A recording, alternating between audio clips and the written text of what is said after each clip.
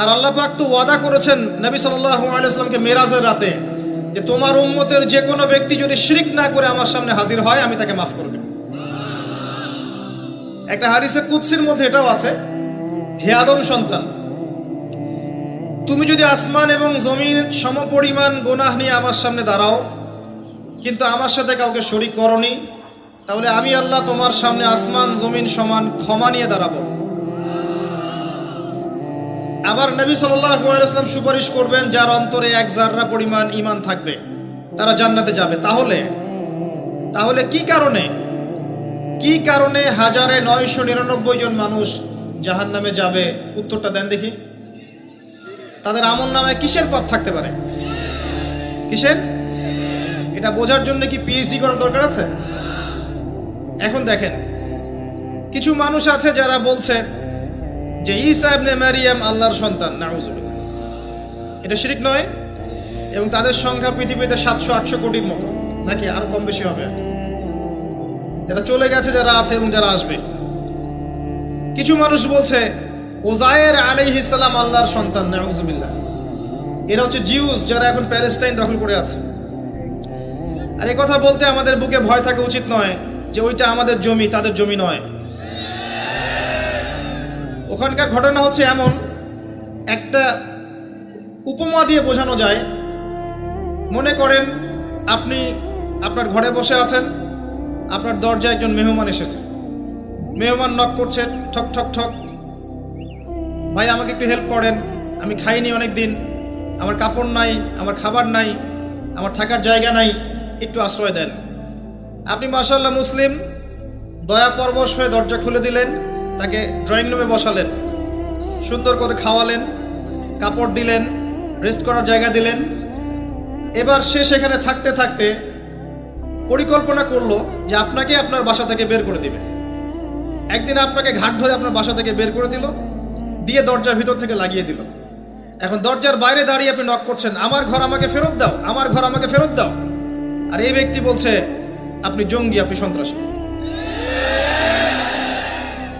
এটা হচ্ছে সবচেয়ে সেরা উদাহরণ প্যালেস্টাইন এক্সাম্পলের। তো এরা বলছে ওজায়ের আলাইহিস সালাম আল্লাহর সন্তান। একটা কথা আমি বলি, হতাশ হবেন না। ফেরাউন তার দলবল নিয়ে যখন লোহিত সাগরে ধাওয়া করছিল মুসা আলাইহিস সালামকে, আল্লাহ পাক কি করেছেন? আল্লাহ পাক সব সৈন্যকে আগে লোহিত সাগরে এনেছেন, আনার পরে মুসা আলাইহিস সালামকে পার করে দিয়েছেন। তারা যখন মাঝখানে এসেছে তখন আল্লাহ পাক ডুবিয়ে দিয়েছেন। ঠিক আছে? আল্লাহ পাক ঠিক একই কাজটা করবেন ইনশাআল্লাহ এই জেরুজালেমে ইনশাআল্লাহ। সবাইকে এনেছেন আল্লাহ পাক পৃথিবীর বিভিন্ন জায়গা থেকে। একটা নির্দিষ্ট সময় পর্যন্ত ওরা বিশ্বকে রুল করবে সামনে, একটা নির্দিষ্ট সময় পর্যন্ত এরা বিশ্বকে শাসন করবে সামনে অচিরেই। কিন্তু এরপরে আল্লাহ রাব্বুল আলামিন ঈসা ইবনে মারিয়ামকে নামাবেন এবং তার হাতে তাদের নেতা মসিহুদ দাজ্জাল নিহত হবে ইনশাআল্লাহ তাআলা। এবং পুরো কমিউনিটি একসাথে কলাপস করে যাবে, পৃথিবী থেকে তার নাম অস্তিত্ব মুছে যাবে ইনশাআল্লাহ তাআলা। আল্লাহ পাক ওই লোহিত সাগরের সুন্নাহ এখানে অ্যাপ্লাই করবেন ইনশাআল্লাহ। আল্লাহ পাক এই কারণেই একত্রিত করেছেন, এটা আল্লাহ পাকের স্টাইল, সুন্নাহ। আসেন, এরা বলছে ওজাইর আলাইহিস সালাম আল্লাহর সন্তান। আবার দেখেন কিছু মানুষ বলছে আল্লাহকে পাওয়ার জন্য স্ট্যাচু ওয়ার্শিপ করা যায়, এরা হচ্ছে আল্লাহকে পাওয়ার মাধ্যম। কিছু মানুষ বলছে কবরে সেজদা করা যায়, কবরে শায়িত ব্যক্তি আল্লাহর কাছে সুপারিশ করবে। কিছু মানুষ বলছে আল্লাহ ছাড়া অন্য কারো কাছে দোয়া করা যায়, তিনি অনেক বুজুর্গ ব্যক্তি ছিলেন, আমার দোয়া পৌঁছে দিবেন আল্লাহ পর্যন্ত। কিছু মানুষ বলছে আল্লাহ ছাড়া অন্য কারো নামে নজর করা যায়, জবাই করা যায়, কসম করা যায়, ইত্যাদি ইত্যাদি। আর কিছু মানুষ আল্লাহর হালালকে হারাম করছে, আল্লাহর হারামকে হালাল করছে। কিছু মানুষ তাকদীরকে অস্বীকার করছে, ভাগ্যকে অস্বীকার করছে। কিছু মানুষ দুনিয়া নিয়ে এতই ব্যস্ত হয়ে আছে, দিনের জাররা পরিমাণ ফিকির নাই। আবার কিছু মানুষ এই উম্মতের মধ্যে দাবি করছে মুহাম্মদ সাল্লাল্লাহু আলাইহি ওয়াসাল্লাম শেষ নবী নন, আরো নবী আসতে পারে। এবং তারা প্রকাশ্যে মাহফিল করারও চেষ্টা করছে এখন বাংলাদেশে। আবার কিছু মানুষ বলছে আমরা কোরআন মানি, হাদিস মানি না। এই যতগুলো কথা আমি বললাম এর প্রত্যেকটাই হচ্ছে শিরক। এই শিরকগুলো হয় তিনভাবে। চিন্তায় শিরক হয়, কথায় শিরক হয় এবং কাজে শিরক হয়। চিন্তা, কাজ এবং কথা, আকীদায় শিরক থাকে, আমলে শিরক থাকে, আবার কথাতেও শিরক থাকে। এই শিরকের পাপের কারণে আল্লাহ রাব্বুল আলামিন বেশিরভাগ মানুষকে জাহান্নামে দিবেন, বলেন নাউযুবিল্লাহ। কিন্তু কারো আমল নামায় যদি শিরকের পাপ না থাকে, শিরক থেকে তওবা করে যে কোনো পাপ নিয়ে সে কবরে যায়, 99% সম্ভাবনা আছে এই মানুষকে আল্লাহ পাক মাফ করে দিবেন। তাহলে আমরা আজকে এতটুকু শিখলাম, প্রথমে সবচেয়ে বেশি কেয়ারফুল থাকতে হবে শিরকের ব্যাপারে, সবচেয়ে বেশি কেয়ারফুল থাকতে হবে শিরকের ব্যাপারে এবং বেদাআতের ব্যাপারে। এটা কি জিনিস? বেদাত হচ্ছে এমন জিনিস, মানে আমিলা আমালান লাইসা আলাইহি আমরুনা ফাহুয়া রাদ। নবী সাল্লাল্লাহু আলাইহি ওয়াসাল্লাম বলেছেন, কেউ যদি এমন কোনো কাজ করে ইসলামের মধ্যে যে কাজের পিছনে আমার কোনো দলিল নাই, প্রমাণ নাই, আমার পক্ষ থেকে কোনো আদেশ নাই বা নিষেধ নাই, কোনো হুজ্জত নাই, এটাই বেদাত, প্রত্যাখ্যাত। মানে আপনার প্রতিটা কাজ হতে হবে শুধুমাত্র নবী সাল্লাল্লাহু আলাইহি ওয়াসাল্লামের সুন্নাহ মতো। এই জায়গায় নতুন কোনো পদ্ধতি চালু করলে আপনি বেদাতি হয়ে যাবেন। বেদাতির পরিণতি কি? তার সমস্ত আমলগুলোকে আল্লাহ পাক ধুলো বানিয়ে দিবেন। দলিল সূরা ফুরকান। সবকিছু বলার সময় পাচ্ছি না মাহফিলে। আরো আছে। বুখারী হাদিসে এসেছে, নবী সাল্লাল্লাহু আলাইহি ওয়াসাল্লাম হাউজে কাউসারের সামনে দাঁড়িয়ে থাকবেন এবং এই কাউসারের পানি যে একবার পান করবে কিয়ামতের মাঠে, সে আর কখনো পিপাসার্ত হবে না। নবী সাল্লাল্লাহু আলাইহি ওয়াসাল্লাম পানি পান করাবেন উম্মতকে, হঠাৎ পর্দা পড়ে যাবে। আল্লাহ নবী বলবেন, ইন্নাহুম মিন্নি, এরা তো আমার উম্মত। পর্দা পড়ে গেল কেন?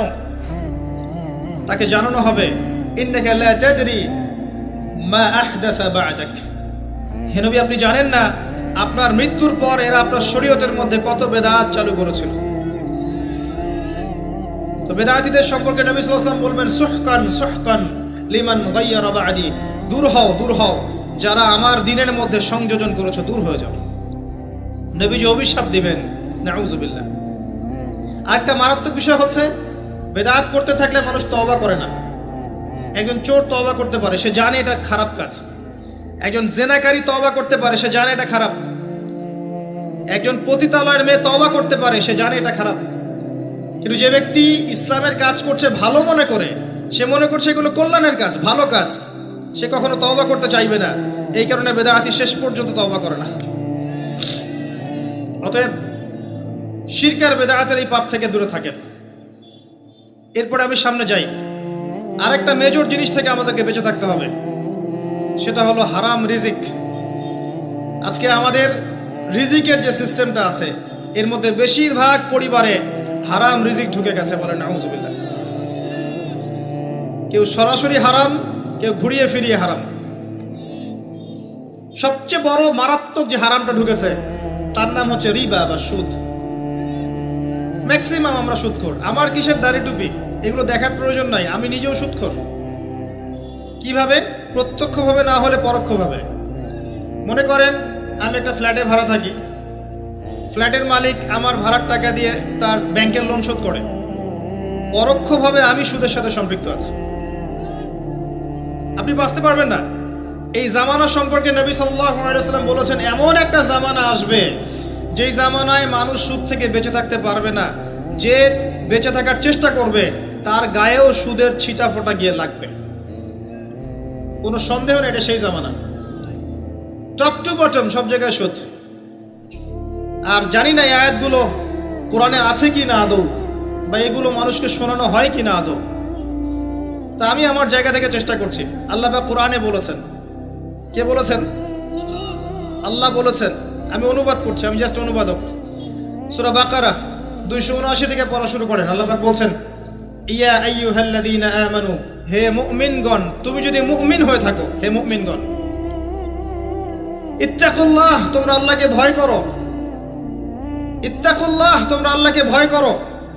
ইত্তাকুল্লাহ, তোমরা আল্লাহকে ভয় করো। ওয়াযারু মা বাকিয়া মিনার রিবা, সুদের অবশিষ্ট অংশগুলো ছেড়ে দাও। ইন কুনতুম মুমিনিন, যদি প্রকৃত অর্থে মুমিন হয়ে থাকো। ওয়া ইন লাম তাফআলু, আমি আল্লাহ বলছি তোমরা যদি এটা না করো, ফাযরু বিহারবিন মিনাল্লাহি ওয়া রাসূলিহি, তাহলে আল্লাহ এবং তার রাসূলের সাথে যুদ্ধের ঘোষণা শুনে রাখো। গো অ্যাহেড, এখন রাস্তা আপনার। আমি অনুবাদ করে শুনিয়ে দিয়েছি, আপনার কান পর্যন্ত পৌঁছে গেছে। এখন decision is yours, path is yours, choose your path. রাস্তা আপনার, আপনি ফিক্স করেন কি করবেন। যদি আপনি সুদ খান 1 নাম্বার, অথবা দেন 2 নাম্বার, 3 আপনি সাক্ষী থাকেন, 4 লিখে রাখেন, আপনি সমান পাপী। এই 4 শ্রেণীর মানুষকে নবী সাল্লাল্লাহু আলাইহি ওয়াসাল্লাম অভিশাপ দিয়েছেন, লাআনত করেছেন। আর নবী সাল্লাল্লাহু আলাইহি ওয়াসাল্লাম অভিশাপ নিয়ে যদি আমরা কবরে যাই, তাহলে মান নবিয়ুক উত্তর দিতে পারবো, এটা বিশ্বাস করা বোকামি। তার অভিশাপ নিয়ে যদি আমরা হাসরের মাঠে উঠি, হাউজে কাউসারের পানি পাবো, প্রত্যাশা করাটা বোকামি হবে। তার অভিশাপ নিয়ে যদি আমরা হাসরের মাঠে উঠি, তাহলে তিনি আমাদের জন্য সুপারিশ করবেন, এটা ভাবা বোকামি হবে। মেরাজের রাতে আল্লাহ রাসূল দেখে এসেছেন, 1 শ্রেণীর মানুষকে রক্তের নদীতে ফেলে মাথা ফাটিয়ে দেওয়া হচ্ছে। নবী জিজ্ঞাসা করলেন সাল্লাল্লাহু আলাইহি ওয়াসাল্লাম, এরা কারা হে জিবরাইল? জিবরাইল আলাইহিস সালাম বলেন, এরা আপনার উম্মতের সেই সব ব্যক্তি যারা ছিল সুদখোর, যারা সুদের মধ্য দিয়ে মানুষের রক্ত চুষে খেয়েছে। আজকে রক্তের নদীতে এদেরকে ফেলে মাথা ফাটিয়ে দেওয়া হচ্ছে। কি করবেন আপনি ফিক্স করেন। ইসলাম তরবারির জোরে ছড়ায় নাই। আমি আপনার গর্দানে তরোয়াল ধরে বলবো না যে সুদ ছেড়ে দেন, বলবো? কেউ বলবে না। ইসলাম এভাবে ছড়ায় নাই। ইসলাম সৌন্দর্য দিয়ে ছড়িয়েছে, সুন্দর উপদেশ দিয়ে ছড়িয়েছে। উদউ ইলা সাবিলি রাব্বিকা বিল হিকমা ওয়াল মাউইযাতিল হাসানাহ ওয়াজাদিলহুম বিল্লাতী হিয়া আহসান, এভাবে ইসলাম ছড়িয়েছে। ফাযাক্কির ইন নাফাআতিয যিকরা সায়াযাক্কারু মান ইয়াখশা। হে নবী, আপনি উপদেশ দিন, যদি উপদেশ কাজে লাগে। শীঘ্রই যারা আল্লাহকে ভয় করে তারা আপনার উপদেশ গ্রহণ করবে ইনশাআল্লাহ। ওয়া ইয়াতাজান্নাবুহাল আশকা, যারা পাপাচারী ফাসিক তারা উপদেশ গ্রহণ করবে না। ফাযাক্কির ইন্নামা আনতা মুযাক্কির, আপনি উপদেশ দিন, আপনি শুধু উপদেশদাতা। লাস্তা আলাইহিম বিমুসাইতির, আপনি কারো উপর দারোগা নন। এটা একজন দায়ীর কাজ, একজন আলেমের কাজ, এর বেশি কিছু না। আমাদের ম্যাক্সিমাম রিজিকের মধ্যে সুদ ঢুকে গেছে। হয় আমরা খাচ্ছি, না হলে দিচ্ছি, না হলে সাক্ষী থাকছি, না হলে লিখে রাখছি। আরেকটা কথা বলি, এই হাদিসটাও শুনে রাখেন। নবী করিম সাল্লাল্লাহু আলাইহি ওয়াসাল্লাম কার নবী? আপনার তো, আপনারই তো নবী। তিনি বলেছেন সুদের পাপের 73টা শাখা আছে। কতটা? যার সর্বনিম্ন শাখা হচ্ছে নিজের মায়ের সাথে জেনা করা। এখানে যদি একটা বিল্ডিং থাকে, যে বিল্ডিং এর মধ্যে মনে করেন কথার কথা না আউযুবিল্লাহ অনেক প্রস্টিটিউট মহিলা আছে, কথা বুঝতে পারছেন? এখানে আছে অনেক প্রস্টিটিউট মহিলা, যারা এখনকার ভাষায় সেক্স ওয়ার্কার্স, কারণ তারা যৌনকর্মী বলতে চায়, পতিতা শব্দ ইউজ করতে চায় না। তারা এটাকে একটা স্বীকৃতি দিতে চেষ্টা করছে আর কি। সেক্স ওয়ার্কার্স, এটা একটা কাজ। নাউযুবিল্লাহ। এই কারণেই সমাজে বেশি বেশি মহামারী ছড়াবে। এই কারণেই সমাজে এমন কিছু পাপ ছড়াবে, এমন কিছু রোগ ছড়াবে যে এই রোগগুলো কখনো ছিল না ইতিহাসে। এই কারণেই হাদিসে এসেছে, শেষ জামানায় যখন অশ্লীলতা বেড়ে যাবে, বেহায়াপনা বেড়ে যাবে, নগ্নতা বেড়ে যাবে, তখন সমাজে বেশি বেশি এমন রোগ ছড়াবে যে এই রোগগুলো আগে কখনো ছিল না। মনে করেন এখানে এমন একটা বিল্ডিং আছে, সেখানে কিছু সেক্স ওয়ার্কার্স আছে, এখানে কেউ ম্যানেজার, কেউ কাজ করে, কেউ মনে করেন দারোয়ান, কেউ মনে করেন ডিলার এগিয়ে দিচ্ছে, কেউ মনে করেন যে ঘরে ঢুকিয়ে দিচ্ছে, ইত্যাদি ইত্যাদি। এক একজন এক এক সেকশনে কাজ করছে, আর একটা কর্পোরেট সেকশনের মতো। এখন আপনি কি তাদের কারো বাসায় দাওয়াত খেতে চাইবেন? চাইবেন? আপনি কি তাদের কারো উপার্জন খেতে চাইবেন? যদি এমন হয় এখানে সব সেক্স ওয়ার্কার্স নয়, সবাই আমাদের মা, নাউযুবিল্লাহ। শব্দটা প্রয়োগ করলাম আঘাত করার জন্য, কারণ নবীজি বলেছেন মায়ের কথা। মনে করেন এরা সবাই আমাদের মা, নাউযুবিল্লাহ। এখন কি আপনি এটাকে পছন্দ করবেন? এখানে যদি কেউ কাজ করে তার রিজিক খেতে চাইবেন? রিবার মধ্য দিয়ে আমরা এগুলো করছি, কোনো ফিকির নাই, যায় আসে না কাজ কারো কিছু, দিব্যি খাচ্ছে। যখন দেখবেন পাপ করতে করতে করতে করতে আমার মনের মধ্যে কোনো রিয়াকশন হচ্ছে না, তখন বুঝে নেবেন কলব মরে গেছে, ডিস্ট্রয়, ডেড হার্ট। হ্যাঁ, একজন মুমিনের পরিচয় হচ্ছে ছোট ছোট পাপ তার কাছে পাহাড়ের মতো মনে হবে, আর একজন ফাসিকের পরিচয় হচ্ছে বড় বড় পাপ তার কাছে মাছির মতো মনে হয়, তাড়ালেই চলে যায়। আরো আছে, সহিহ বুখারীর একটা হাদিসে নবীজি বলেছেন, যে ব্যক্তি 1 দিরহাম সুদ খায় সে যেন 36 বার জেনা করেছে। একবার জেনা করার শাস্তি 100 বেত্রাঘাত এবং 1 বছরের জন্য বহিষ্কার, যেটাকে আমরা উস্কে দিয়ে এখন বলি কাছে আসার গল্প। একবার সূরা নূর পড়েন, সূরা নূরের প্রথম আয়াতগুলো পড়েন।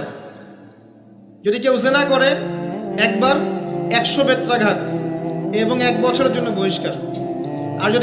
আর যদি কোনো বিবাহিত ব্যক্তি করে তার শাস্তি হচ্ছে রজম, পাথর নিক্ষেপ করে হত্যা করা। আর 1 দিরহাম সুদ খেলে আপনি 36টা মেয়েকে রেপ করছেন। এবার চিন্তা করেন, এই শাস্তিগুলো যদি দুনিয়ায় কার্যকর না হয় এবং দুনিয়াতে যদি আমরা তওবা না করে যেতে পারি, পরকালে কার্যকর হবে কোনো সন্দেহ নাই। দুনিয়াতে শোধ করে যাওয়া ভালো পরকালের চাইতে। অতএব আল্লাহর ওয়াস্তে আমি হাত জোর করে রিকোয়েস্ট করছি, আল্লাহর ওয়াস্তে সুদ ছেড়ে দেন। ভ্যান চালায় খান, সবজি বিক্রি করে খান, একটা ছোট কাপড়ের ব্যবসা করে খান, একটা মাছের আড়ত করে খান, গবাদি পশু প্রতিপালন করে খান, কৃষিকাজ করে খান, আল্লাহর ওয়াস্তে সুদে যায় না। আপনার পুরো দুনিয়া এবং আখিরাত বরবাদ হয়ে যাবে এবং আপনি এর মধ্য দিয়ে আল্লাহর সাথে যুদ্ধ করছেন, নবীর সাথে যুদ্ধ করছেন। এর উপরেও আছে পেপার মানির মধ্যে সুদ। ওই যে বললো 1 দিরহাম, এই দিরহাম আবার কি জিনিস? দিরহাম মানে রৌপ্য মুদ্রা। দিনার এটা কি জিনিস? স্বর্ণ মুদ্রা, ইসলামিক মুদ্রা। সেই যে চলে গেছে ব্রিটিশরা আসার আগে, এখন আর দেখা যায় না। একটা গোল্ড কয়েন যার মূল্যটাকে ইকোনমিক্সের ভাষায় বলে ইন্ট্রিনসিক ভ্যালু। এই ভ্যালুটা এই স্বর্ণ মুদ্রার ভিতরেই থাকে। একটা পেপার মানির ভ্যালু, ইন্ট্রিনসিক ভ্যালু এর ভিতরে থাকে না, এর বাইরে থাকে, যেটাকে আপনি নিয়ন্ত্রণ করতে পারবেন, কমাতে পারবেন, বাড়াতে পারবেন। আর এর সাথে যখন পেট্রোডলার অ্যাড হয়েছে তখন তো মাশাআল্লাহ জুলুম আরো উপরে উঠে গেছে। আর যারা পেট্রোডলার সিস্টেম চালু করেছে, এইসব ভোগবিলাসী আরবদেরকে আমরা বলি এরা হচ্ছে আমিরুল মুমিনিন, নাউজুবিল্লাহ, সুবহানাল্লাহ। কত অন্ধ হলে মানুষ এদেরকে আমিরুল মুমিনিন মনে করতে পারে, যারা মুসলিমদের প্রপার্টি সব আমেরিকার হাতে তুলে দিয়েছে, আর সেই প্রপার্টি দিয়ে এরা বম্বিং করে করে সারা বিশ্বের মধ্যে মুসলিম হত্যা করছে। আল্লাহ পাক সেই যে বলেছেন সূরা মাইদার মধ্যে 51 নম্বর আয়াতে, ইয়া আইয়ুহাল্লাযীনা আমানু, হে মুমিনগণ, লা তাত্তাখিযুল ইয়াহুদা ওয়ান নাসারা আউলিয়া, হে মুমিনগণ তোমরা ইহুদি এবং খ্রিস্টানদেরকে বন্ধুরূপে গ্রহণ করো না। কে বলেছেন? আল্লাহর চেয়ে কি আমি জিওপলিটিক্স ভালো বুঝি? আল্লাহর চেয়ে আমি আমার ভালো মন্দ ভালো বুঝি? কাদেরকে? বা'দুহুম আউলিয়া ও বা'দ, যারা একে অপরের বন্ধু, ওয়া মান ইয়াতাওয়াল্লাহুম মিনকুম ফাইন্নাহু মিনহুম, তোমাদের মধ্যে কেউ যদি ওদের দিকে মুখ ফিরায় সে তাদের অন্তর্ভুক্ত, এই উম্মার কেউ না তারা। যেই হোক, বিশ্বের এইসব নামধারী মুসলিম কান্ট্রিদের চাইতে বাংলাদেশের পররাষ্ট্রনীতি অনেক ভালো আছে, 1000 গুণে ভালো আছে। কি মনে করেন আপনি? এসব ফাসেকা জালেমদেরকে আপনি আমিরুল মুমিনিন মনে করছেন? আল্লাহ পাক বোঝার তৌফিক দান করুন। আসেন, রিবার কথা বলতে গিয়ে কথাটা আসছি, ইন্ট্রিনসিক ভ্যালু বলে একটা বিষয় আছে। এত ডিটেলস বিষয় মাহফিলে বলা সম্ভব না। এতটুকু বলবো যে ইনশাআল্লাহু তাআলা আপনি যদি আপনার সম্পদকে সাস্টেইনেবল অ্যাসেটে রূপান্তরিত করেন, আগামী দিনগুলোতে আপনি ইনশাআল্লাহ জিতবেন, আদারওয়াইজ হেরে যাবেন। ফর এক্সাম্পল, আপনি যদি আপনার সম্পদকে জমিতে কনভার্ট করেন, গবাদি পশুর প্রজেক্ট করেন, আপনি যদি মাছের প্রজেক্ট করেন, ব্যবসা ইনভেস্ট করেন, বা কিছু গোল্ড রাখেন, কিছু সিলভার, কিছু আপনার রূপা রাখেন, ইত্যাদি ইত্যাদি, পরবর্তী সময়গুলোতে গিয়ে আপনার সম্পদের মান কমে যাবে না, ইনশাআল্লাহ বাড়বে। আপনি সমস্ত সম্পদ যদি পেপার মানির মধ্যে রেখে দেন, আস্তে আস্তে আপনার সম্পদের মান কমবে। সামনে 10, 15, 20, 30 বছর পর আপনি সম্পদ হারাবেন। এর চেয়ে বেশি কিছু আমি বলতে পারবো না, বাকিটা আপনারা পড়াশোনা করে বুঝে নেবেন।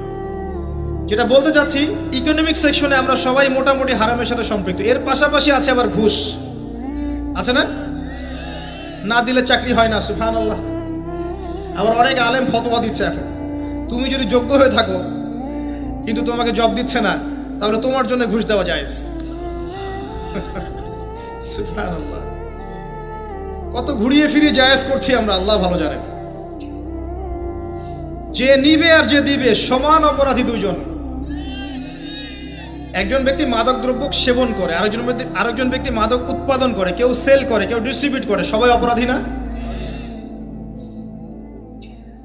এরপরে আবার আছে দেখবেন অন্যের সম্পদ আত্মসাৎ করা, দুর্নীতি করছি, অন্যের সম্পদ আত্মসাৎ করছি।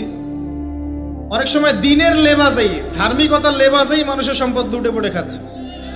কত মাজার আছে যায় দেখেন, মানুষের সম্পদ কিভাবে লুটে খাচ্ছে আল্লাহ ভালো জানে। ওখানে যত মোমবাতি জমা পড়ে, এগুলো বিক্রি করলে মনে একটা পদ্মা সেতু হবে, আল্লাহ ভালো জানে। বেশি বলে ফেলাইছে মনে হয়। যাই হোক, এমন অনেক জায়গা আছে, গরু ছাগল দিচ্ছে, মাশাআল্লাহ মানতের টাকা দিচ্ছে। এই যে কয়দিন আগে দেখলাম একটা চ্যানেলেই দেখলাম, দান বাক্স খুলেছে, কোটি কোটি টাকা বের হচ্ছে এখন থেকে। জি, আমি মনে করতে পারছি না, বাট আমি দেখেছিলাম। তো না, ঠিক আছে, মসজিদে টাকা দিতে পারে মানুষ, সমস্যা নাই। আমি বলছি এমন জায়গা যেখানে আল্লাহর সাথে শিরক হচ্ছে। বিষয়টা হচ্ছে আমরা ধর্মের লেবাজে অনেক সময় মানুষের সম্পদ লুটে পড়ে খাচ্ছি না? অনেক মুসলিম আছে যারা বোনের সম্পত্তির অধিকার দেয় নাই, আল্লাহ রাস্তায় সময় দিয়ে আসে, চিল্লা দিয়ে আসে, বলছে যে আমার বোন তো আমাকে সম্পত্তি দান করে দিয়েছে, মাশাআল্লাহ। তাহলে কেমনে দান করছে ভাই?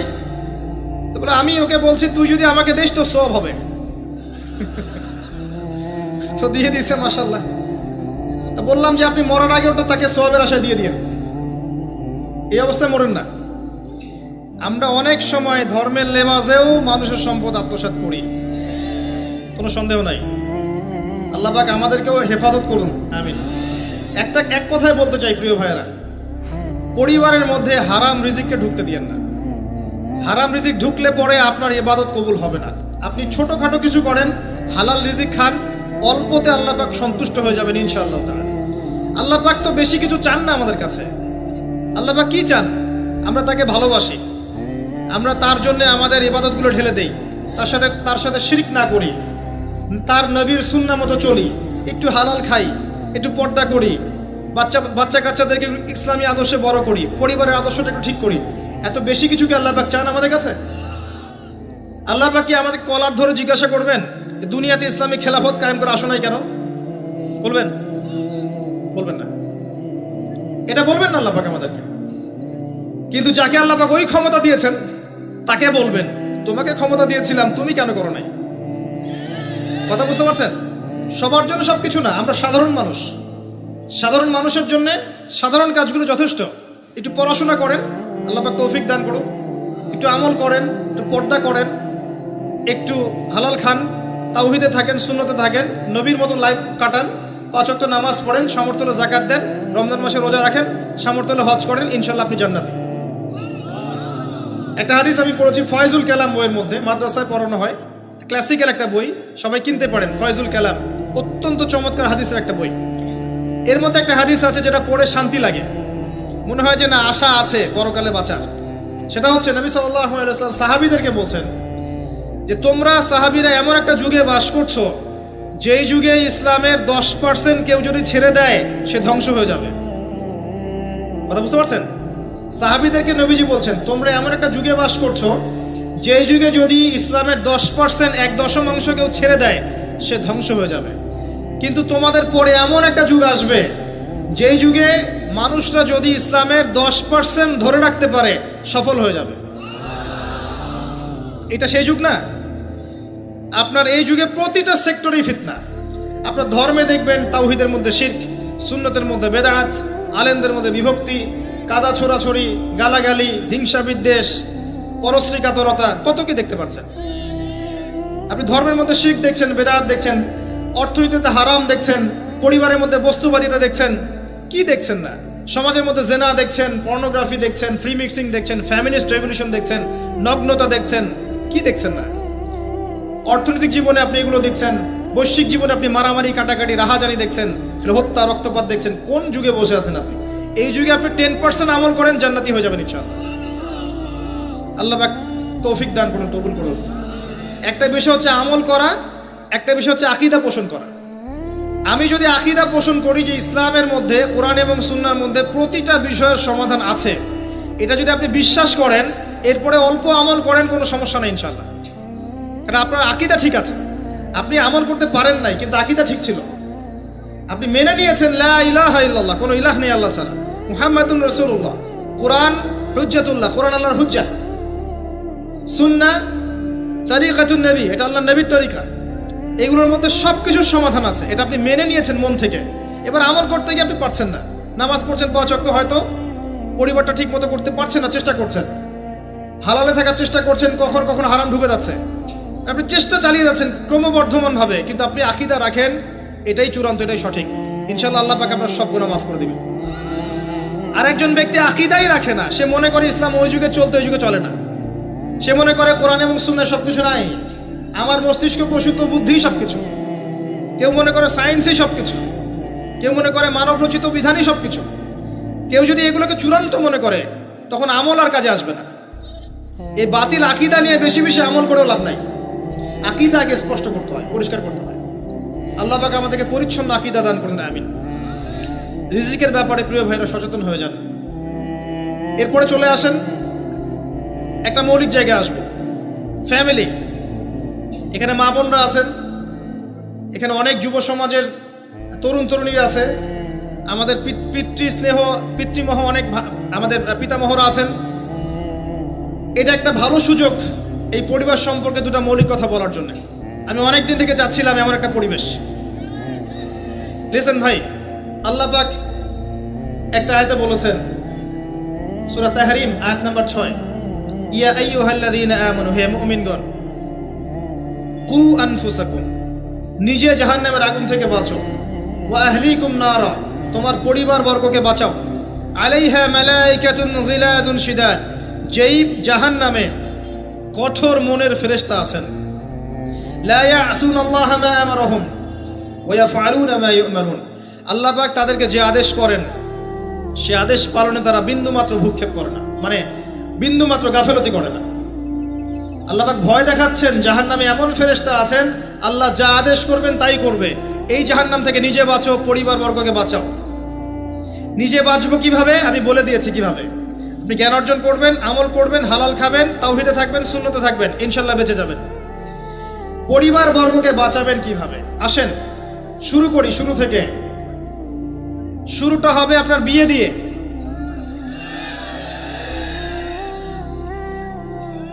এত এক্সাইটেড হওয়ার কিছু নাই, কারণ এটা এমন একটা বিষয় যেটা করেন নাই বলে এক্সাইটমেন্ট বাড়ছে, করার পরে পস্তাতেও পারেন।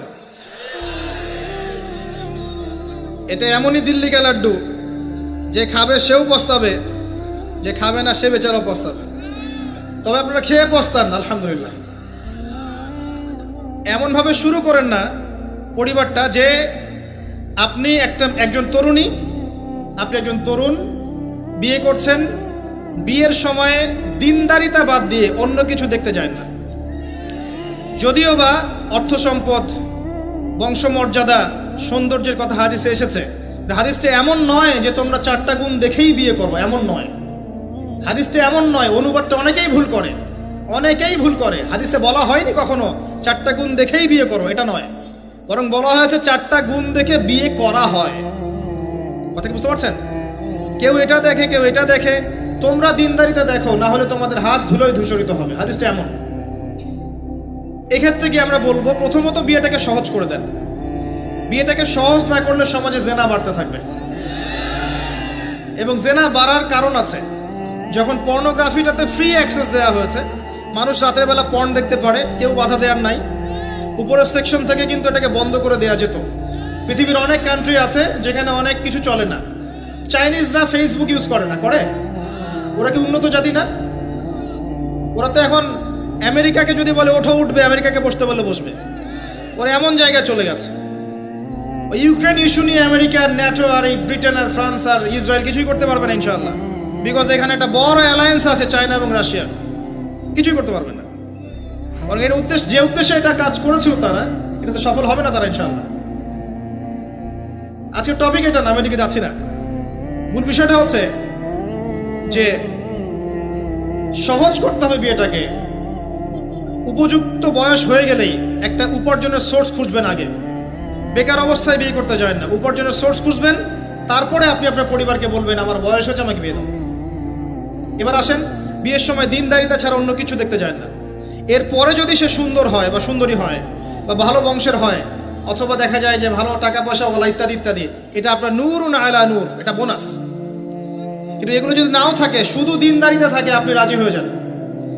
পরিবারের কর্তাদেরকেও বলবো যে মেয়ে বিয়ে দেওয়ার সময় ছেলের টাকা পয়সা দেখতে যায় না, ছেলের স্ট্যাটাস দেখতে যায় না বেশি বেশি, পরে দেখবেন এই মেয়ে ওর ঘরে গিয়ে পস্তাচ্ছে। আর ছেলের পিতাদেরকেও বলবো, ছেলেকে যখন বিয়ে দিবেন, একটা মেয়েকে কিনে নিব আর সাথে কিছু যৌতুকের টাকাও নিব, এই টেন্ডেন্সি নিয়ে বিয়ে করতে যায় না। ওই বিয়েতে বারাকা বেশি, যেখানে খরচ কম, যেখানে বেশি হট্টগোল নাই। চট্টগ্রাম অঞ্চলের বিয়ের মতো না, একটা বিয়েতে মনে হয় 40-50 লাখ টাকা খরচ করে ফেলায়, গেটেই সাজাবে বলে 4-5 লাখ টাকা খরচ করে। সুবহানাল্লাহ। এই 5 লাখ টাকা দিয়ে, এই 5 লাখ টাকা দিয়ে আর মনে হয় 10টা-20টা পরিবারকে বিয়ে দেওয়া যাবে। হ্যাঁ, লোহার আংটি দিয়ে বিয়ে করেছে সাহাবী। লোহার আংটিও নাই তোমার বাসায়? বলছে না ইয়া রাসূলুল্লাহ, লোহার আংটিও তো নাই আমার বাসায়। তাহলে কি করবা? কোরআনের কয়টা সূরা জানো? যে এই সূরাগুলো জানি, এগুলো শিখিয়ে দিও, যাও, মোহর হয়ে গেছে। কত সহজ বিয়ে, কত সহজ। আর এখন যেটা হয়, মেয়ে খুঁজবে দিনদার বিল গেটস আর ছেলে খুঁজবে দিনদার ক্যাটরিনা। কথা বুঝতে পারছেন? প্রিয় ভাইয়েরা, দিনদারি থেকে প্রাধান্য দেন, আর কিচ্ছু না। আপনি সফল হবেন ইনশাআল্লাহ, শান্তি পাবেন। এবং বিয়ের পরে আল্লাহর পক্ষ থেকে একটা ভালোবাসা আসবে।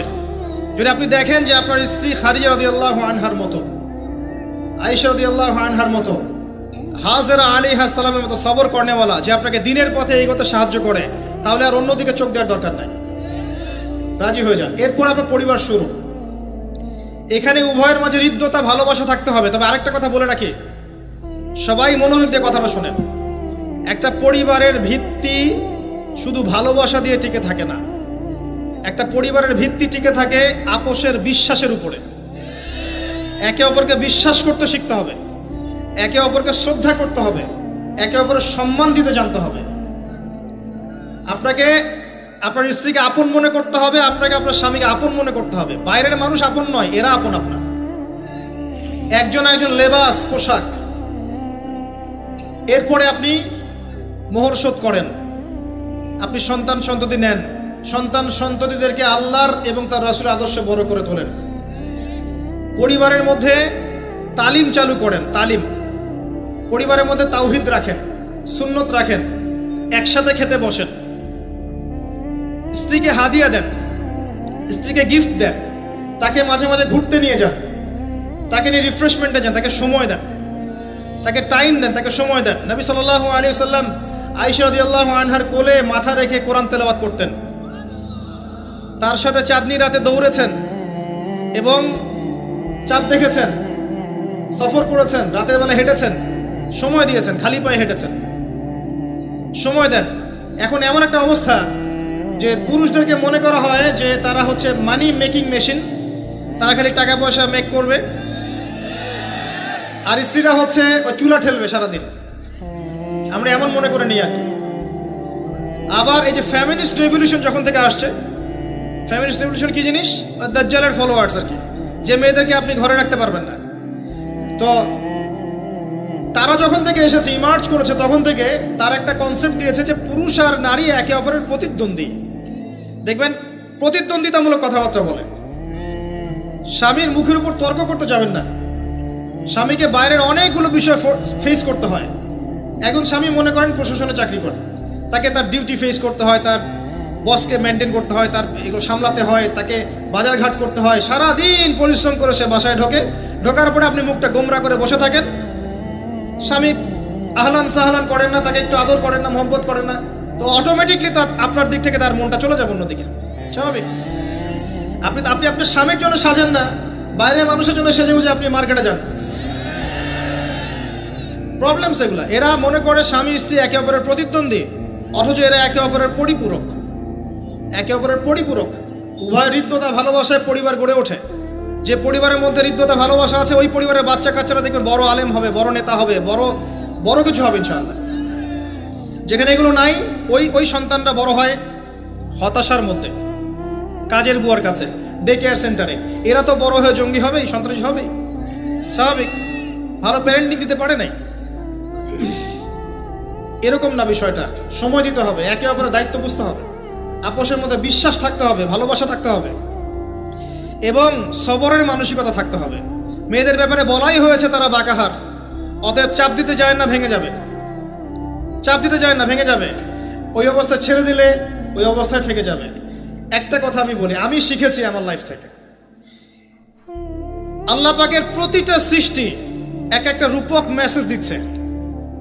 জানেন, রাবার গাছ দেখেছেন? রাবার গাছ, যে গাছ থেকে রাবার হয়, গাছটাকে দেখবেন পরিচ্ছন্ন, গাছটা পরিষ্কার। যে নিজে পরিষ্কার করে সে নিজেও পরিচ্ছন্ন। জমিনের মধ্যে দেখবেন মৃত জমিন, বৃষ্টি পড়লো, সজীব হয়ে উঠলো, সবুজ ধান ক্ষেত। এই সবুজ ধান ক্ষেতটা আপনার যৌবন, আস্তে আস্তে ফসল হবে। এই ফসল হওয়ার টাইমটা হচ্ছে আপনার পৌরত্ব। এরপরে ফসলটা কেটে ফেলা হবে। এই ফসলটা আপনার ভালো কাজ, আমল সালেহ, এটাকে রেখে দেওয়া হবে। বাকিটাকে হলুদ বর্ণের যে খড়কুটা, এটাকে জ্বালিয়ে দেওয়া হবে। এই যে ধান গজালো, একটা সিজন গেল, এর মধ্যে আপনার দুনিয়ার জীবনের হায়াতের রূপকতা আছে। জি, পাহাড়কে দেখেন, পাহাড় বিশালতা নিয়ে দাঁড়িয়ে থাকে। ওর গায়ে যতই ঢিল মারেন, লাথি মারেন, সমালোচনা করেন, সে নড়বে না তার জায়গা থেকে। থাকবে, সে ওর জায়গায় স্টিল থাকবে, কিন্তু সে শান্ত থাকে, সে চিল্লাফাল্লা করে না। তাই যারা সাহসী বীর, তারা বেশি কথা বলে না, শান্ত থাকে। যারা পাহাড়ের মতো দৃঢ়, ওরা বেশি কথা বলে না। সাগরকে দেখেন, বিশাল সাগর। কক্সবাজারে যান, সাগরকে বিশাল সাগর গর্জন করছে, ভিতরে অনেক সম্পদ, অনেক মাখলুক আছে। আপনি সামনে গিয়ে দাঁড়ান, বিনয়ের সাথে আপনার পা ধুয়ে দিবে, কোনো অহংকার করবে না। প্রতিটা সৃষ্টি আল্লাহ পাকের এক একটা মেসেজ দেয়। ঠিক মেয়ে মানুষও একটা মেসেজ দেয়। কি মেসেজ? আল্লাহ পাক মানুষকে সবচেয়ে সুন্দর করে সৃষ্টি করেছেন, আর মানুষের মধ্যে মেয়েদেরকে সবচেয়ে বেশি সুন্দর করে সৃষ্টি করেছেন। আল্লাহ পাকের সবচেয়ে সুন্দর সৃষ্টি হচ্ছে মেয়েরা, এবং তারা খুব নরম হয়, নরম, প্রজাপতি ধরার মতো। প্রজাপতিকে ধাপ করে ধরতে পারবেন না আপনি। শক্ত করে ধরতে গেলে প্রজাপতি নষ্ট হয়ে যাবে, মরে যাবে। প্রজাপতিকে কোমল ভাবে ধরতে হবে। ঠিক মেয়েদের সামনেও আপনার কোমল থাকতে হবে। বেশি হার্ড হতে যাবেন, শেষ।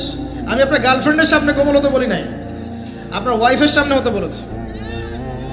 কোমল থাকলে আপনি জিতে যাবেন।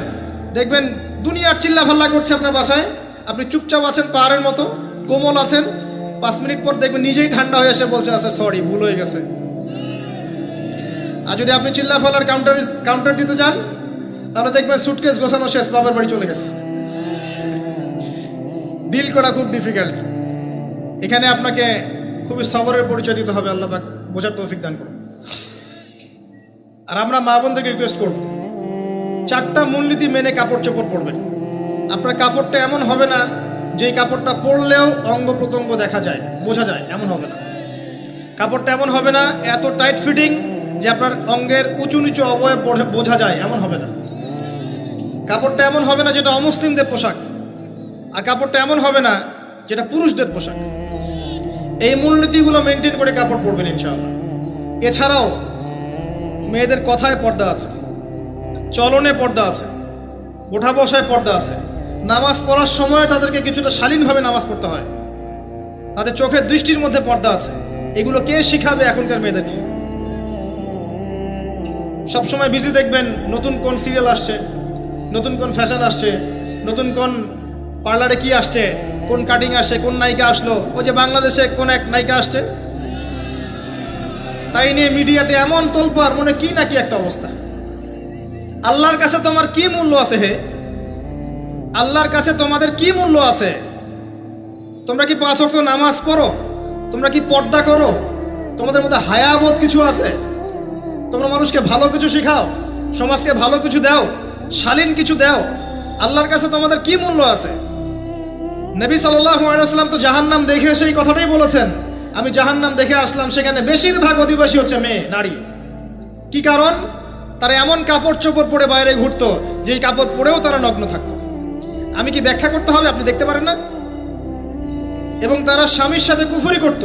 সারা জীবন স্বামী যদি তাদের ভরণ পোষণ দেয়, ভালোবাসে, মহব্বত করে, তাদের জন্য জীবনটা ক্ষয় করে ফেলে, এক পর্যায়ে গিয়ে বলবে সারাটা জীবন তোমার কাছে কিছুই পাইলাম না। বাস্তব। এগুলোর কারণে মেয়েরা বেশি বেশি জাহান্নামে যাবে। এবং তারা মানুষ মারা গেলে মাতম করে, বুক পিঠ চাপড়ায়, এই কারণে যাবে। এবং তর্ক লাগলে অভিশাপ দেয় বেশি, এই কারণে যাবে। আল্লাহ পাক আমাদের মা বোনদেরকে হেফাজত করুন। তবে একটা হাদিস আছে সুসংবাদের। নবী সাল্লাল্লাহু আলাইহি ওয়াসাল্লাম বলেছেন, একজন নারী যদি 4টা কাজ করতে পারেন, জান্নাতের যে কোনো দরজা দিয়ে ইচ্ছা প্রবেশ করতে পারবেন। 1 নাম্বার 5 ওয়াক্ত নামাজ, 2 নাম্বার রমজান মাসে সওম, 3 নাম্বার আপনার লজ্জাস্থানের হেফাজত অর্থাৎ খাস পর্দা, এবং 4 নাম্বার আপনার স্বামীর আনুগত্য। ফ্যামিনিস্ট আকীদার মেয়ে হলে আনুগত্যকে দাসত্ব মনে করে, স্বামীর আনুগত্যকে তারা দাসত্ব মনে করে। স্বামী কে? স্বামীর সম্মান বোঝেন আপনি? স্বামী কে? যার ব্যাপারে নবী সাল্লাল্লাহু আলাইহি ওয়াসাল্লাম বলেছেন, আমি যদি আল্লাহ ছাড়া অন্য কাউকে সেজদা করতে বলতাম, তাহলে মেয়েদেরকে বলতাম তারা যেন স্বামীদেরকে সেজদা করে। আপনাকে আমি কিভাবে বুঝাবো স্বামী কে, স্বামীর মর্যাদা কোথায়? এগুলো কি ইসলাম মেয়েদেরকে ডমিনেট করছে এগুলো দিয়ে? কেন? এই স্বামী আপনার জন্য সারাটা জীবন ক্ষয় করে ফেলে। একটা চোর পর্যন্ত, একটা চোর, একটা করাপ্টেড মানুষ, দুর্নীতিগ্রস্ত মানুষ, সে চুরি করে, দুর্নীতি করে এনে বাচ্চাকে খাওয়ায়। একটা ধর্ষক পর্যন্ত ওর মেয়েকে আদর করে। পুরুষ মানুষ কি জিনিস কেমন করে বুঝবেন? সারাটা জীবন ক্ষয় করে ফেলায়। যদি আপনি তার আনুগত্য করেন, তার সামনে সুন্দর মতো থাকেন, তার কথার সাথে তর্ক না করেন, ভালোবাসা দিয়ে থাকেন, আপনার জন্য সে জীবন দিতে প্রস্তুত থাকবে। এরকম পুরুষ মানুষ। আপনাদেরকে কেউ চোখ তুলে তাকালে চোখ তুলে ফেলাবে, এরকম পুরুষ মানুষ। আর এখন তো পরিস্থিতি ডিফারেন্ট। বাসায় পুরুষ বাইরের ছেলের সাথে ফোনে প্রেম হয়ে গেছে, পালায় চলে গেছে, বিয়ে করে ফেলছে। দেখবেন বাসায় স্ত্রী আছে, বাইরের মেয়ের সাথে প্রেম করে বিয়ে করা শেষ। বিয়ে কোনো সমস্যা নাই, ব্যভিচার করে ফেলছে। বিয়ে সে করতেই পারে, সে যদি সমতা রক্ষা করতে পারে, সেটা তার ডিফারেন্ট ইস্যু, এটা অন্য ইস্যু। তো স্বামীর আনুগত্য আপনাকে কিভাবে বুঝাবো? এটা দাসত্ব নয়। নবী সাল্লাল্লাহু আলাইহি ওয়াসাল্লাম বলেছেন, কোনো স্বামী যদি কোনো স্ত্রীকে চায়, তার প্রয়োজনের জন্য চায়, মহব্বতের জন্য, স্ত্রী যদি চুলায় রান্না করতে থাকে, ওই রান্না ফেলে দিয়ে তাকে আসতে হবে। হাদিস। রাতের বেলা স্বামী স্ত্রী শুয়েছে, স্বামীর চাহিদা আছে, স্ত্রীর কোনো সমস্যা নাই, স্ত্রী ফিট, ইচ্ছা করেই অহেতুক স্বামীকে বলল আমি রাজি না, উল্টা পাশে মুখ করে ঘুমিয়ে গেল। আল্লাহর নবী বলছেন, সারা রাত আল্লাহর পক্ষ থেকে একজন ফেরেশতা আসবে, এসে এই নারীকে অভিশাপ দিতে থাকবে। এখন এগুলো হাদিস শুনলে বলবে যে ইসলাম তো মেয়েদেরকে ছোট করছে। একজন মেয়ে তার, একজন স্বামীর কথা বলছে, স্বামী তার মেয়ে, তার স্ত্রী, তার মা, তার বোন, সবাইকে তার মিরাসের হক দিতে হয়। একজন মেয়ে তার বাবার সম্পত্তি পায়, কোনো কোনো ক্ষেত্রে তার ভাইয়ের সম্পত্তি পায়, তার স্বামীটা তো পাই, তার ছেলেরটাও পায়। নানি হলেও সম্পত্তির হক আছে। একটা মেয়েকে চতুর্দিক থেকে সিকিউর করা হয়েছে ইসলামে। তারপরেও কিছু ফ্যামিনিস্টের কারণে এরা বলবে যে মেয়েদেরকে ইসলাম ছোট করছে। হ্যাঁ, মেয়েদেরকে ইসলাম কেন ছোট করছে? কারণ পর্দা করে যে বাইরে বেরোতে বলেছে, ঢ্যাং ঢ্যাং করে নগ্ন হয়ে বেরোতে নিষেধ করেছে, এই কারণে। যদি বলে যে হ্যাঁ ইসলাম আপনাদেরকে ফ্রি মিক্সিং এর স্বাধীনতা দিচ্ছে, আপনারা সবাই ফ্রি মিক্সিং করেন, গেঞ্জি পরেন, টি শার্ট পরেন, স্যান্ডো গেঞ্জি পরে বাইরে ঘুরে বেড়ান, টাইট ফিটিং প্যান্ট পরে বাইরে ঘুরে বেড়ান, সব জায়গায় আপনারা ফ্রি মিক্সিং করেন, পর্ন দেখেন, জেনা করেন, মদ খান, ইসলাম খুব ভালো। তখন তোমাদের জন্য তো ইসলাম নয়, তোমরা জাহান্নামে যাও, আল্লাহর কি আসে যায়? ইসলাম তোমাদের জন্য নয়, তোমরা জাহান্নামে গিয়ে মরো, ইসলামের কিচ্ছু যায় আসে না। আল্লাহর ওয়াস্তে পারিবারিক আদর্শের দিকে ফোকাস করেন প্রিয় ভাই। নিজে জাহান্নামের আগুন থেকে বাঁচান, পরিবার বর্গকে বাঁচান, পরিবার আরেকটা পার্ট হচ্ছে আপনার পিতামাতা। পিতামাতার সাথে খারাপ আচরণ করতে যায় না আল্লাহর ওয়াস্তে। সেই ব্যক্তির জন্য ধ্বংস যার পিতা মাতা বেঁচে আছে, তাদের হক আদায় করে সে জান্নাতে যেতে পারলো না, তার জন্য ধ্বংস। আরেকটা অংশ আছে আপনার সন্তান সন্ততি। বাচ্চা কাচ্চার প্যারেন্টিংটা খুব সুন্দর করে করেন। যখন আপনি স্ত্রীর সাথে মিলন করতে গিয়েছেন তখন দোয়া পড়েন, আল্লাহুম্মা বিসমিল্লাহি আল্লাহুম্মা জান্নিবনা শাইতান ও জান্নিবিশ শাইতান মা রাযাকতানা। আমার মনে হয় এখনকার জেনারেশন যেগুলো আছে ফাসেক, মাদক সেবন করে, পর্নোগ্রাফিতে আসক্ত, ইয়াবাখোর, স্মাগলিং করছে, চুরি করছে, হাবিজাবি, ধর্ষণ করছে, আমার মনে হয় না তাদের পিতামাতা তাদেরকে জন্ম দেওয়ার সময় এই দোয়াগুলো পড়েছিল।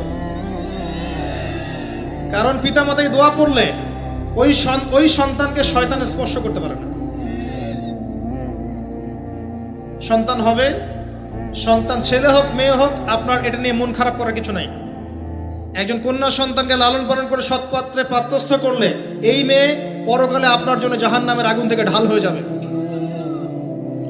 যার কাছে দুইজন মেয়ে আছে, দুইটা মেয়েকে সে ভালো করে মানুষ করেছে, নবী সাল্লাল্লাহু আলাইহি ওয়াসাল্লাম বলছেন সে জান্নাতে আমার সাথে এমন করে থাকবে, এইভাবে।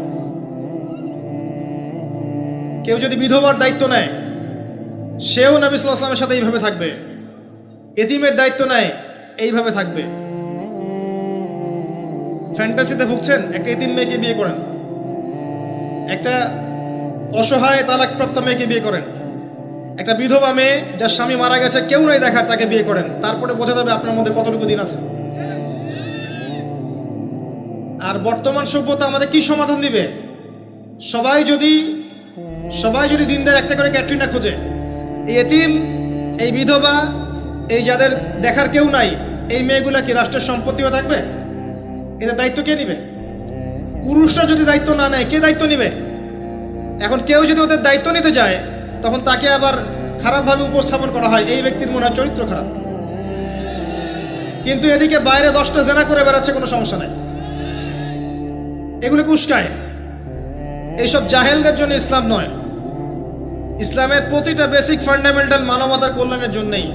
এগুলোকে ফরজ করা হয়নি, আপনি নফল, আপনার সামর্থ্য থাকলে আপনি করতে পারেন, না করলে কোনো সমস্যা নেই। কেউ যদি করে যে ইসলাম পরিপূর্ণরূপে পালন করার চেষ্টা করছে, এটার উপরে আমল করার চেষ্টা করছে, তাহলে আপনি তাকে ক্রিটিসাইজ করছেন কেন? কি সমস্যা আপনার? আরেকটা পার্ট হচ্ছে সন্তান সন্ততি। বাচ্চা কাচ্চাকে ছোটবেলা থেকেই মানুষ করতে হবে এমনভাবে যাতে করে বড় হয়ে এরা এই উম্মার খালেদ এবং ওমর হতে পারে। বাচ্চা ছোট বাচ্চাকে আপনি ভালো খাবার দেন, মায়ের স্নেহ দেন, বাবা মার সাথে রাখেন, একটু গ্রাম্য পরিবেশে নিয়ে গিয়ে তাকে বড় করেন। কেন বলছে কথা? এখানে পরিবেশ সুন্দর থাকবে, সে দৌড়াবে ধুলার মধ্যে, মাঠের মধ্যে খেলবে, সুন্দর ভাষা শিখবে। এরপরে তাকে ভালো প্রতিষ্ঠানে পড়ান। প্রতিষ্ঠানটা এমন হবে যে প্রতিষ্ঠানে জেনারেল শিক্ষা, ইসলামিক শিক্ষা একসাথে দেয়া হচ্ছে, সে সব শিখবে। আমার ছেলে কোরআনে হাফেজও হবে, আমার ছেলে ডক্টরও হবে ইনশাআল্লাহ। এভাবে করে তোলে। আধুনিক হন, মাথাটা খাটান, ব্যাকডেটেড মানসিকতা বাদ দেন। বিশ্বটা এগিয়ে গেছে, আমাদেরকে এগিয়ে যেতে হবে। একমুখী জ্ঞান দিয়ে আপনি কিচ্ছু করতে পারবেন না এই যুগে। দ্বিমুখী শিক্ষার একটা হারমোনিয়াস কম্বিনেশন দরকার। আমাকে কোরআন জানতে হবে, সায়েন্সও জানতে হবে, নাহলে আমি সায়েন্স দিয়ে কোরআনকে ব্যাখ্যা করতে পারবো না, কোরআন দিয়েও সায়েন্সকে ব্যাখ্যা করতে পারবো না। জানতে হবে, আমাদেরকে শিখতে হবে, পড়তে হবে, প্রচুর পড়তে হবে। বাচ্চাদেরকে ছোট থেকে বড় করেন এভাবে। আস্তে আস্তে গিয়ে দেখবেন তারা যখন কিশোর, তাদের বন্ধু বান্ধবের সার্কেল দিকে খেয়াল রাখেন। আপনি বাবা হিসেবে তার বন্ধুর মতো আচরণ করেন, মা হিসেবে তার সাথে বান্ধবীর মতো আচরণ করেন, তার সাথে ক্লোজ হন, তার সমস্যাগুলো জানার চেষ্টা করেন। তাকে ফ্রি মিক্সিং এর মধ্যে পড়াশোনা করতে দিবেন না, না হলে স্কুল লাইফে সতীত্ব হারিয়ে ফেলবে। অনেক সময় অনেক মেয়ে আছে স্কুল লাইফে সতীত্ব হারিয়ে ফেলেছে, কলেজ লাইফে যেতে যেতে প্রস্টিটিউশনে চলে গেছে। অনেক মেয়ে আছে, এগুলো টপ সিক্রেট না, এগুলো সব ওপেন সিক্রেট। এখন ঘরে ঘরেই সমস্যা, মানুষ লজ্জায় বলতে পারে না। যে কটা মিডিয়া আসে এগুলো তো আমরা জানি, ঘরে ঘরেই সমস্যা ঢুকে গেছে, মানুষ লজ্জায় বলতে পারে না। ছোট ছোট বাচ্চা মেয়েদেরকে পর্যন্ত রেপ করা হচ্ছে এখন। এটা সেই ফ্যামিলিস্ট রেভলিউশনের কারণেই হচ্ছে। যত বেশি জেনাকে উস্কে দেওয়া হবে, তত বেশি ধর্ষণ বাড়বে। ধর্ষণ বাড়তে বাড়তে এক পর্যায়ে বাচ্চাদেরকে ধর্ষণ করা বাড়বে। এরপরে কি হবে জানেন? এরপরে মানুষ সমকামী হবে বেশি বেশি, ছেলের সাথে, নাউজুবিল্লাহ। তারপরেও কি হবে বলে যাচ্ছি, এরপরে আরো একটা ধাপ আসবে, যখন মানুষ গবাদি পশুর সাথে জেনা করবে। দেখে নিয়েন, এগুলো হাদিসে এসেছে, এমনি এমনি বলছি না, মানুষ এগুলো করবে। বাচ্চা কাচ্চাকে বড় করেন, ভালো খাবার দেন, ওকে খেলাধুলা করতে দেন। ও যত বেশি খেলাধুলা করবে ও শরীরটা ক্লান্ত হবে, তখন খাবে ভালো, বেশি খাবে, ব্রেন শার্প হবে, ওকে ওর নেতৃত্ব দেওয়ার যোগ্যতা অর্জন হবে। ওকে খেলাধুলা করতে দেন। আপনার মেয়েকে মেয়েদের ব্যাচ একটা পুরুষ টিচার পড়াচ্ছে, ওই ব্যাচে আপনি মেয়েকে পড়তে দিয়েন না। একটা কোচিংয়ের ভাইয়া বাসায় এসে আপনার মেয়েকে প্রাইভেট পড়াবে গোপন কক্ষে, এগুলো করতে দিয়েন না। পরে আপনার মেয়ের ইজ্জত চলে গেলে আপনি হামাও করবেন, তখন আপনি অ্যাক্সেস করে দিচ্ছেন, জেনার সুযোগ দিচ্ছেন। শয়তান উস্কে দিবে, শয়তান তো চাচ্ছেই জেনা করাতে। মেয়েদেরকে মেয়েদের পরিবেশে পড়ান, ছেলেদেরকে ছেলেদের পরিবেশে পড়ান। ওরা বড় হোক, ম্যাচিউরড হোক, যখনই বিয়ের বয়স হয়ে যাবে দ্রুত বিয়ে দিয়ে দেন। বিয়ের পর এরা পড়াশোনা করুক। বিয়ের পর পড়াশোনা করে অনেকে বড় আলেম হয়েছে, অনেকে বড় জাতির নেতাও হয়েছে। আমাদের জাতির পিতার ইতিহাস দেখেন, কত বছর বয়সে তিনি বিয়ে করেছিলেন, ইতিহাস দেখেন। একজন প্রেমময়ী নারী যদি পাশে থাকে, একজন ব্যক্তি বিশ্ব জয় করতে পারে। এই যে প্রমাণ দেখিয়ে দিয়েছে, করেন নাই? এরকম আগেকার মানুষদেরকে দেখবেন, ম্যাচিউরড হয়ে গিয়েছেন, বিয়ে করেছেন, এরপরে স্ত্রী পাশে ছিল, বিশ্বকে ডিল করেছে, নেতৃত্ব দিয়েছে। এই বিষয়গুলোতে খেয়াল রাখেন। পরিবারে হারাম ঢুকতে দিয়েন না। পরিবারটাকে ইসলামিক মূল্যবোধে গড়ে তোলেন। কু আনফুসাকুম ওয়া আহলিকুম নারা, এই হাদিসের উপর আমল করেন। আল্লাহ পাক তৌফিক দান করুন, আমিন। এরপরে বড় বিষয়গুলোতে যাবেন আপনি ইসলামের খেদমত, ইসলামের প্রচার, ইসলামের প্রসার, Islamic association, Islamic NGO, Islamic হাবিজাবি, এগুলোর দিকে আপনি পরে যাবেন। আগে বেসিকগুলো ঠিক করবেন। এই কাজগুলো যদি আমরা করতে না পারি, তাহলে আল্লাহ পাক ওই যে বলেছে সূরা আরাফ 179 প্রথমে বলেছে, ওর অন্তর্ভুক্ত হয়ে যাব। তাদের পাপ কি ছিল? তারা যে বেশি বেশি জাহান্নামে গেছে, কি পাপ ছিল? 1 নাম্বার, লাহুম কুলুবুন লা ইয়াফকাহুনা বিহা, ওদের কলব ছিল, উপলব্ধি করেনি। ওয়ালাহুম আযানুন লা ইয়াসমাউনা বিহা, কান দিয়েছিলাম শোনেনি। ওয়ালাহুম আ'য়ুনুন লা ইউবসিরুনা বিহা, চোখ দিয়েছিলাম দেখেনি। উলাইকা কাল আনআম, এরা হচ্ছে গবাদি পশুর মতো। বাল হুম আদাল, বরং তার চাইতেও নিকৃষ্ট। ও উলাইকা হুমুল গাফিলুন, এরা হচ্ছে গাফিল সম্প্রদায়। আল্লাহ পাক আমাদেরকে যাবতীয় গাফিলতি থেকে হেফাজত করুন, আমিন।